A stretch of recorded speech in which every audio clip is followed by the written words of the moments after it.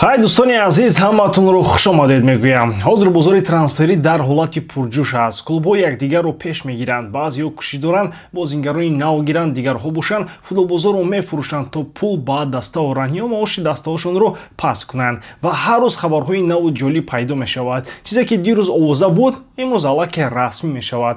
шартноmaҳо имзо мешаванд, трансферҳои калон анҷом мешаванд, нақшаҳо якбора дигар мешаванд. имрӯз дар ҳамин видео мо якчанд гузаришҳои муҳимро баррасӣ мекунем.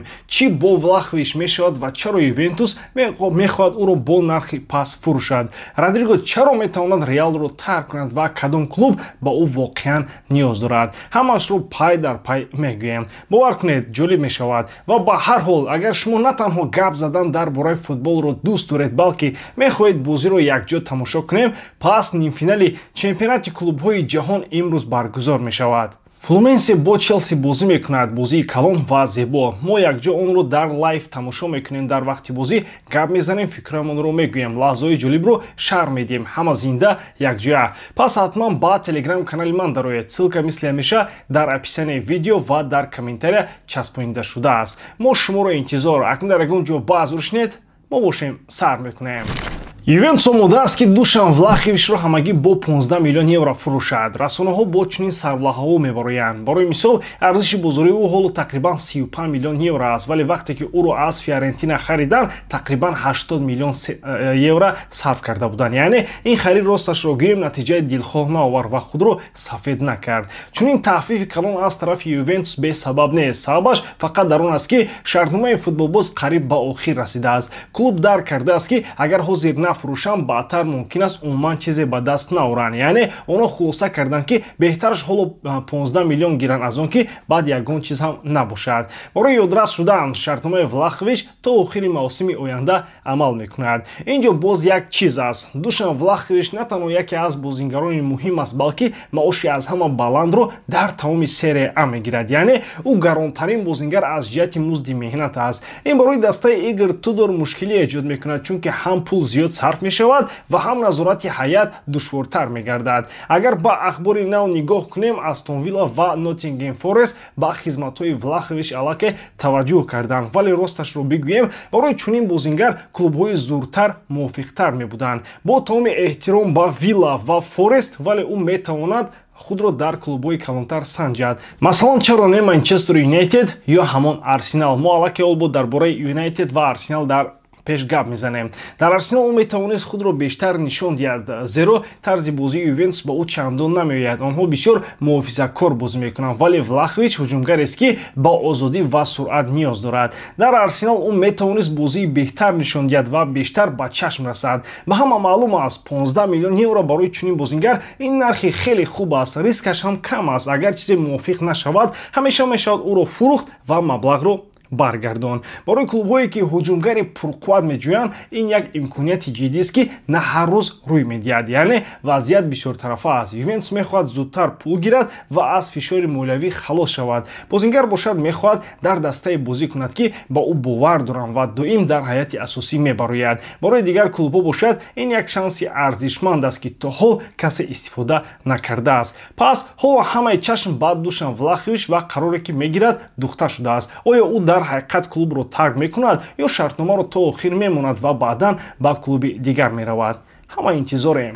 Флуменсе ягона даста аз Амрикои Ҷанубист ки то ҳол дар мусобиқа боқӣ мондааст. барои расидан ба нимфинал онҳо ду дафъа рақибони аврупоиро ба ҳайрат оварданд. 0-0 бо Боруссия Дормунд ва 2-0 бо Интер. акнун барои сеюмин бор дар 3 ҳафта боз бо дастаи аврупоӣ мебароянд ки ин кори осон нест. ҳеҷ гоҳ дар ин мусобиқа зиёда аз 2 гол сар менаҳоданд ва дар 3 бозӣ тамоман гол нахӯрданд. Челси одатан бештар бо туп бозӣ мекунад, вале бразилиҳо аз ин намеаросанд. онҳо медонанд ки чӣ тавр сабр кунанд, бидуни туп хуб дифоъ мекунанд ва тез ба ҳамла мегузоранд. хати ҳимояи даста асосан ба таҷрибаи Тиаго Силва такя мекунад ки акнун муқобили собиқ дастааш мебарояд. Челси метавонист дар ин мусобиқа бозии дурахшонтар нишон диҳад, аммо ҳатто ҳамин намуди онҳо барои расидан ба нимфинал кофӣ буд. онҳо баъди бохт аз Фламенго бо ҳисоби 1-3 аз гурӯҳ бо ҷои дуюм баромаданд. ин ягона бозие буд ки англисҳо сенсатсия нишон доданд. ҳамчунин Челси дар мусобиқа ҳеҷ як бозии мусовиро анҷом надодааст. Дар 4 бозӣ аз 5 то на камтар аз 2 гол задаанд. ин нишон медиҳад ки онҳо доимо мехоҳанд ҳамла кунанд. дар марҳилаи қаблӣ челси аллакай як дастаи бразилиро палмерасро бо ҳисоби 2-1 шикаст додааст. ҳоло бошад мураббиён маҷбуранд ки баъзе тағйирот ворид кунанд, чун Делап ва Колвил кортҳои зард гирифтанд. дар тарафи дигар низ ҳамин ҳолат аст. Флуменси ҳоло дар ҳолати рӯҳбаландӣ бозӣ мекунанд ва чунин ҳолатҳо одатан бо мӯъҷизаҳо меоянд. онҳо ҳангоми фишор намешикананд ва ҳатто бе туп ҳам худро хуб ҳис мекунанд. ҳар дуи даста одат доранд ки бештар дар нимаи дуюми бозӣ гол мезананд. бинобар ин эҳтимол дорад ки дар қисми дуюм ҳадди ақал як гол зада мешавад. дар ин мусобиқа мо чандин ҳолатҳои ғайричашмдоштро дидем. бинобар ин ғалабаи Флуменси ҳам аз эҳтимол дур нест. вале Челси то ҳол дар бозӣ бо дастаҳои Амрикои ҷанубӣ муваффақ аст. онҳо бояд бо тамоми қувва худро нишон диҳанд ва мақоми худро исбот кунанд. Прогнози ман дар ин бозӣ ғалабаи Челси ҷамъи тотали умумӣ аз 4.5 камтар бо коэффициенти 1.10. шумо метавонед интихоби худро дар 1x гузоред, зеро ин ширкат коэффициентҳои баланд ва бонусҳои гуногунро пешниҳод мекунанд. ҳамчунин нафароне ки то ҳол регистратсия накарданд метавонанд дар вақти регистратсия промои мо MG0777ро истифода баранд ва дар аввалин пардохти худ то ҳаҷми 8000 сомонӣ бонус ба даст оранд. ссилкаи бозӣ дар комментарияи ин видео. имкониятро аз даст надиҳед. Виктор Гёкереш ҳамаи шартҳои шахсии худро бо дастаи Арсенал мувофиқа кард. дар бораи ин хабар дод Фабрицио Романо. шартномааш то соли 2030 баста мешавад. ҳоло гап байни ду клуб меравад, лекин дар ин ҷо каме мушкилӣ пайдо шудааст. Арсенал ба Спортинг 65 миллион евро пешниҳод кардааст ва боз 15 миллион евро ҳамчун бонус. аммо Спортинг ба ин розӣ нашуд ва гуфт ки бо чунин шарт розӣ намешавад. пас аз ин худи Гёкереш гуфт ки омодааст маошашро кам кунад, то ки барои Арсенал гуфтугӯҳо осонтар шавад ва ин фарқият ба маблағи трансфер гузарад. гуфта мешавад ки Виктор маоши худро 2 миллион евро поён овардааст, вале ҳатто ҳамин кор ҳам то ҳол ба ҳеҷ натиҷаи хуб нарасонидааст. бояд ёдовар шавем ки чанде пеш байни Гёкереш, агенташ ва президенти клуб нофаҳмӣ ба вуҷуд омад. сабабаш ҳам ҳамин буд ки футболбоз мехоҳад дастаашро иваз кунад. на танҳо мехост дастаашро иваз кунад, балки мехост ки Спортинг ӯро бо нархи пасттар фурӯшад. вале президенти клуб Федерико Варандаш ба ин розӣ нашуд. ӯ гуфт ки омодааст аз 100 миллионе ки дар шартномаи Виктор навишта шудааст даст кашад, вале таҳфифи калон намедиҳад.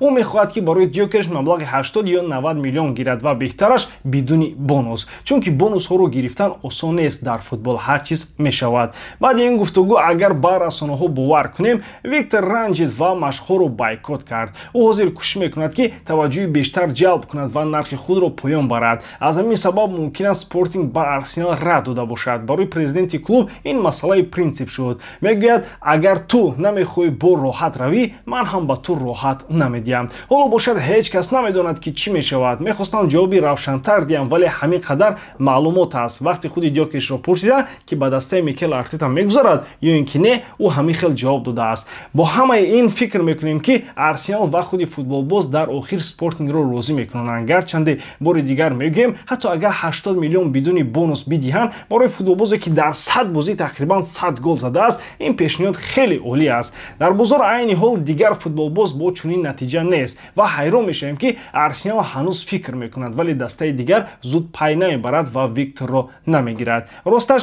нисбат ба Спортинг ва президенти он каме ҳамдардӣ пайдо мешавад. ягон президенти дигар ҷои ӯ мебуд 100 миллионро пурра талаб мекард, вале ин шахс мехоҳад созиш кунад, аммо Виктор ва агенташ шурӯъ ба фишор овардан кардаанд. бале мефаҳмем ки ин бизнес аст, вале бояд меъёр бошад. барои 65 миллион чунин бозингарро гирифтан бонусҳоро ба назар намегирем, чун онҳоро бояд сазовор шуд. шумо чӣ мегӯед дӯстон?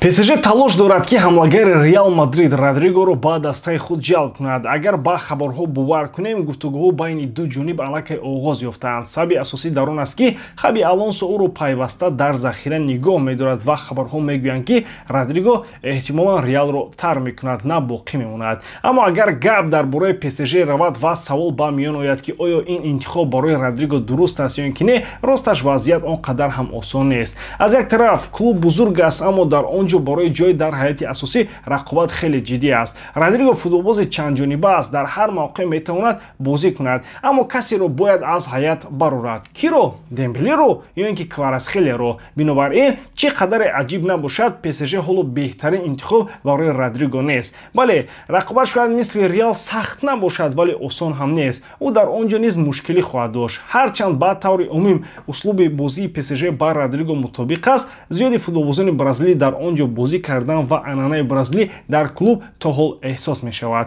Аммо дар ҳамин лаҳза ПСЖ ба назар намерасад ки ҷои мувофиқ барои Родриго бошад. Масалан, Арсенал ҳоло имкони ҷолибтар дорад аз ҷиҳати имкони баромадан ба сафи асосӣ ва шудан ба бозингари калидӣ. Он бештар мувофиқ аст. Ва агар ба расонаҳо бовар кунем, худаш низ мехоҳад ки ба чунин даста гузарад. Албатта, Родриго бозингари боистеъдод аст ва метавонад бисёриҳоро аз ҳайат берун кунад, аммо эҳтимол мерояд ки ӯ аллакай аз ин муборизаи доимӣ хаста шудааст ва мехоҳад ба дастае гузарад ки дар он ҷо ба ӯ бовар мекунанд ва фавран ҳамчун бозингари муҳим қабул мекунанд, ё ҳадди аққал рақобат барои ҷой дар ҳайат камтар бошад. Ба ҳар ҳол, агар мушкилоти дохилии Манчестер Юнайтедро ба назар нагирем, он клуб метавонист интихоби хуб бошад. Клуби тарихан бузург, рақобат он қадар сахт нест, ба лидер ниёз дорад, ҳадафҳои калон дорад ва пул ҳам дорад, метавонад тамоми хоҳишҳои Родригоро иҷро кунад ва ин барои футболбозони бразилӣ муҳим аст. Онҳо пулро дӯст медоранд, аммо он бенизомии дохилии Юнайтед ҳамаи тасаввуротро вайрон мекунад ва бозингарони сатҳи Родриго чандон майл надоранд бо девои сурх шартнома банданд. Вале агар аз ин гузарем, худи идеяи гузаштан ба он ҷо он қадар ҳам бад нест. Дар ҳар сурат мо пайгирӣ мекунем ки тақдири Родриго дар Реал Мадрид